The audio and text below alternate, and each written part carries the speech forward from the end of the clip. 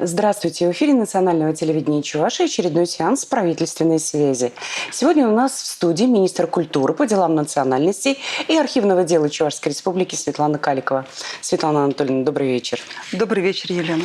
1 сентября стартовала всероссийская программа «Пушкинская карта». Информация об этом прошла уже по всем СМИ и по всему интернету. Известно, что на эту карту будут зачисляться целевые средства для изучения художественной культуры и искусства. Проще говоря, для посещения концертов, спектаклей, вернисажей и других культурных событий. Однако пояснение необходимо. Как это работает? Светлана Анатольевна, расскажите, пожалуйста, подробнее. Действительно, начиная с 1 сентября на территории всей России стартовал проект «Пушкинская карта». Инициатором этого проекта стал президент России Владимир Путин. Об этом он заявил в конце июня 2021 года. И фактически за рекордно короткие сроки, за 2 месяца, была подготовлена база и был дан старт 1 сентября вот этому проекту. Что именно подразумевает? Ну, понятно, что это перечисление средств из федерального бюджета на поддержку образовательной и, точнее говоря, на поддержку эстетического образования нашей молодежи. Вы абсолютно правы. Мы говорим про 3000 культурных рублей. Они зачисляются молодым людям от 14 до 22 лет через портал Госуслуги РФ. Министерством культуры России был отобран целый ряд учреждений на территории страны. И, кроме того, изучен репертуар этих учреждений для того, чтобы это было интересно молодым людям. И, кроме того, ведь мы ставим не только привлечь их интерес к этим учреждениям, но у нас есть задача патриотического воспитания, привитие определенных моральных и нравственных ценностей этим молодым людям. Вкуса, наконец. Да, привитие воспитания вкуса к искусству, культуре. Почему именно возраст от 14 до 22? Это очень интересный вопрос. Почему с 14 до 22? Ну, во-первых, в 14 лет молодой человек получает паспорт. Он становится уже самостоятельным человеком, и он самостоятельно имеет возможность выбирать, что ему делать, где ему провести свой выходной день или где организовать свой досуг. И 22 года – это как раз тот период, тот возраст, когда наши молодые люди заканчивают высшее учебное заведение и становятся уже, переходят в разряд работающей молодежи, где они могут самостоятельно уже зарабатывать средства и самим решать, на что их направлять. Вот, кстати, 22 года, то есть как только исполняется 22 человек, исключается из программы? Или вот этот вот год до наступления 20? Год до наступления 23 лет. Ему может быть 22 года и 11 месяцев. И вот уже когда ему по паспорту наступит 23 года, исполнится ему, то, конечно, Пушкинская карта перестает действовать. В этом проекте, я бы хотела еще обратить внимание, могут ведь принимать участие не только организованные группы детей, не только студенты. К примеру, наш Чувашский театр кукол, он тоже участвует в этом проекте. Казалось бы, курочка ряба. Как она может заинтересовать 14-летнего подростка?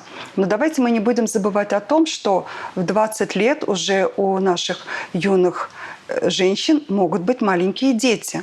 В этом случае они могут прийти со своим ребенком в театр кукол, приобрести билет по Пушкинской карте для себя, для взрослого. Ну а дети до 3 лет, они могут попасть в театр бесплатно. То есть это очень хорошая поддержка и для молодых мам, для молодых родителей.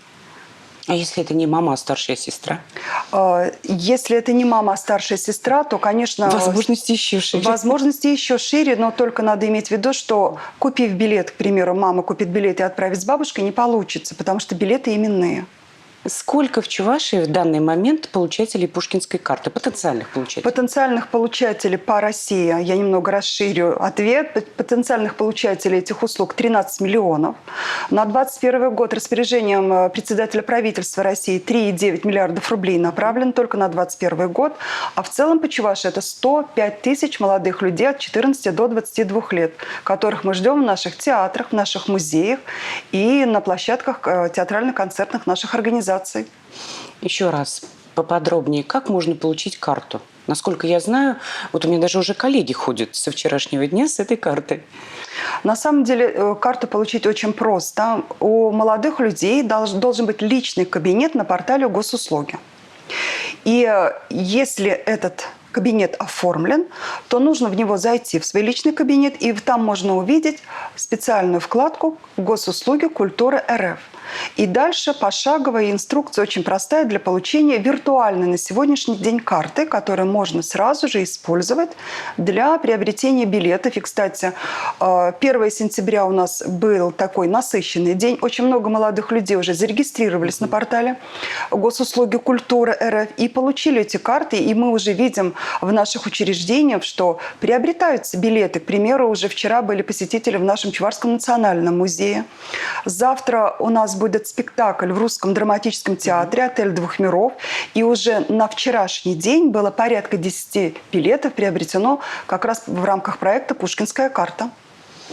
С помощью этой карты можно будет оплатить только культурное событие, ну, например, да, посещение спектакля, выставки, либо оформить, например, подписку на какое-либо издание. Для того, чтобы посетить то или иное учреждение в рамках проекта «Пушкинская карта», есть ряд обязательных условий. Во-первых, это учреждение должно работать в рамках проекта.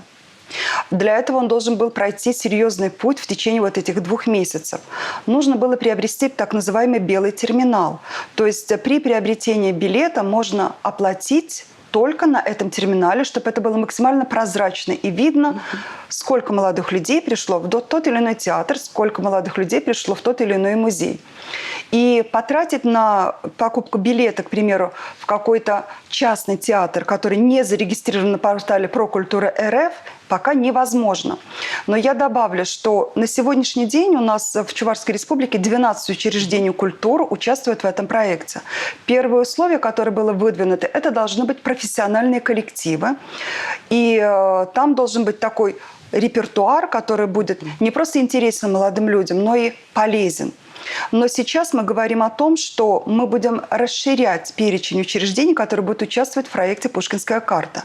В нем могут участвовать и частные музеи, муниципальные учреждения культуры, в том числе учреждения образования. К примеру, у нас есть Чувашский государственный институт культуры, где есть зал, где можно увидеть различные постановки.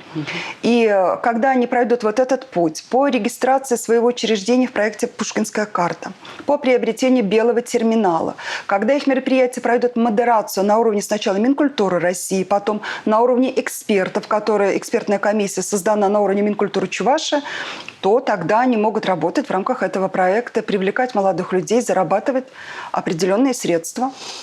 Насколько я знаю, накануне старта программы, накануне 1 сентября, состоялось совещание по реализации этого проекта на территории Чувашии у главы республики Олега Николаева. Там присутствовали в том числе и руководители наших вузов. Вот от них прозвучали очень интересные предложения. Например, насколько я помню, ЧГПУ, педагогический университет, тоже хотел бы войти в программу со своими какими-то проектами, в частности, вот Музей матери. Я еще раз, наверное, повторюсь, это все возможно, но зависит от активности руководства вуза, от активности руководства музея в данном случае. Но, к примеру, у нас у Чувашского государственного университета есть великолепные залы, где тоже идут постановки. Если вот еще раз я повторю, если они войдут в этот проект, то они могут в нем участвовать. Но я напомню еще, что от руководителей вузов и от руководителей учебных заведений прозвучало такое предложение изменить репертуар, то есть обогатить его именно русской классикой, адаптировать его к школьной программе, к тому, что изучается в вузах. И, безусловно, это вызов для наших учреждений культуры, для наших театров. Они должны теперь сделать тоже шаг навстречу молодым людям. Они должны стать интересными для молодых людей. Это очень будет хороший срез и для нас, и для самих театров, насколько они готовы меняться, насколько они готовы быть интересными для молодых людей. Ну вот вчера, буквально вчера, 1 сентября, мы специально встретились с некоторыми руководителями учреждений культуры для того, чтобы поинтересоваться, да, вот что имеется в данный момент, что есть и насколько они готовы к работе. Мы можем сейчас посмотреть, потом вернуться к разговору. Внимание молодого зрителя республиканские учреждения культуры стараются привлечь давно. С балкона Национального музея можно не только полюбоваться городом на ладони, но и заметить, что народная тропа сюда не зарастает. С посетителями занимаются все сотрудники, начиная от кошки Музи. Под этот бренд заказали костюм. Опыт работы с детьми большой. Для подростков и молодых людей разработали специальные предложения. готовясь к реализации пушкинской карты, конечно же, пришлось подготовиться, серьезно пересмотреть все наши мероприятия, мастер-классы, события, экскурсии и таким образом изменить их содержание именно для такой целевой аудитории. Мы представляем и театрализованные экскурсии. У нас подготовлены специализированные занятия. Мы говорили и о живых уроках, поскольку они у нас уже есть, мы со школами работали, но сейчас вот усилили именно ту часть, которая направлена на возраст от 14 лет. И на студенческую аудиторию мы тоже готовим, поскольку это тоже уже более глубокие знания, более глубокие потребности в знании истории края. У нас есть мастер-классы, которые, в общем-то, рассчитаны на все возрастные категории. Это могут делать, начиная с 3 лет и завершая взрослыми. Несмотря на то, что обновление театрального репертуара – дело долгое и затратное, театры тоже готовы работать адресно. Собственно, театр юного зрителя с молодежью работал всегда, но и у других есть постановки, которые будут интересны владельцам пушкинской карты. 2 постановки молодыми режиссерами. Оба они из Петербурга, и им нет 30 лет. И я надеюсь на то, что продукт, который они представят зрителям той возрастной аудитории, на которую мы сейчас пристально смотрим, он найдет в их душах, в их сердцах искренний отклик.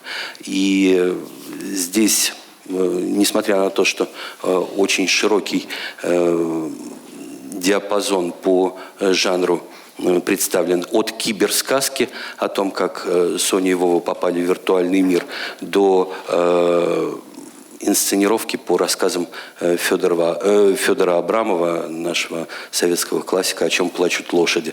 На зрителей от 14 до 22 настраивается и музыкальное сообщество. Язык музыки понятен абсолютно всем без исключения. А чтобы не спорить о вкусах, включают в репертуар произведения самых разных жанров. Это классика в рок-обработке. Почему бы и нет? Это здорово. Это те же самые гармонии. Это та же самая страсть. И еще одно очень интересное направление. У нас уже не 1 год проводится фестиваль «Молодые таланты». Маленькие детишки музыкальных школ, музыкального училища играют с нашим оркестром. И мы планируем в будущем сделать такую очень интересную программу «Дети в оркестре». Это будет здорово как для детей, так и для зрителя, поскольку он их, и, конечно же, для нас. Буквально 3 учреждения культуры, но понятно, что в остальных тоже ведется очень активная работа. Светлана Анатольевна, скажите, пожалуйста, а будут ли разрабатываться какие-то рекомендации по поводу репертуара, или это все-таки отдано на откуп самим творческим коллективам? Учреждения культуры, конечно, они самостоятельно формируют свой репертуар, но сейчас они заинтересованы, чтобы к ним пришли молодые люди, чтобы педагоги в школах, когда они изучают русскую или чувашскую литературу, были заинтересованы в том, чтобы дети погрузились в литературное произведение, но в различных аспектах. Поэтому они, конечно, будут пересматривать свой репертуар, и появятся новые спектакли, новые постановки на наших сценах.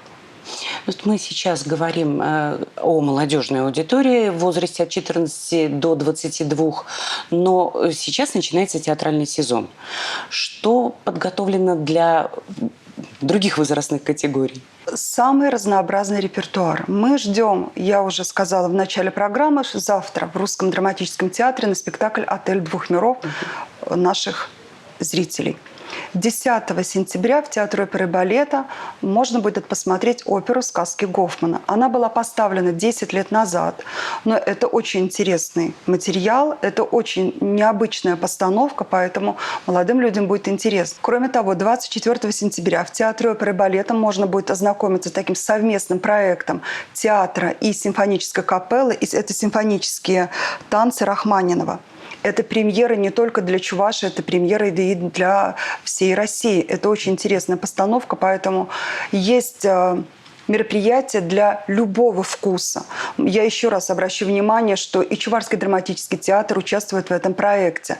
Люди, которые интересуются национальной культурой, национальной литературой, они могут прийти посмотреть спектакли на чувашском языке. И еще обращу внимание, нам, конечно, очень нужна поддержка и муниципалитетов. Не случайно все главы администрации районов и городов участвовали в совещании, которое провел глава Чувашии 31 августа. Наши театры готовы выезжать со своими постановками в дворцы культуры, в дома культуры. И мы ждем, конечно, организованную группу детей. Мы ждем молодежь, которая живет в районах и в городах республики, на наших спектаклях и постановках. Ну вот, если говорить о специальных культурных проектах для молодежи, ну, собственно говоря, и не только для молодежи вообще, о новых проектах, то на это требуются и силы, и средства. Предусмотрено ли увеличение поддержки вашей отрасли в этом году, на следующий Наверное, мы будем немного забегать вперед. На сегодняшний день у нас целый ряд мероприятий, которые направлены на поддержку учреждений культуры. Один из вариантов – это гранты главы Чувашской республики. На сегодняшний день число грантов составляет 3, и сумма гранта 2,8 миллионов рублей. Глава республики уже говорил в ходе совещания о том, что с 2022 года будет увеличено количество этих грантов и сумма средств, которая будет направлена на эти гранты. Вот в ближайшее время мы ждем этого документа и уже будем понимать и знать точно, какая сумма придет в наше учреждение культуры для реализации новых ярких проектов.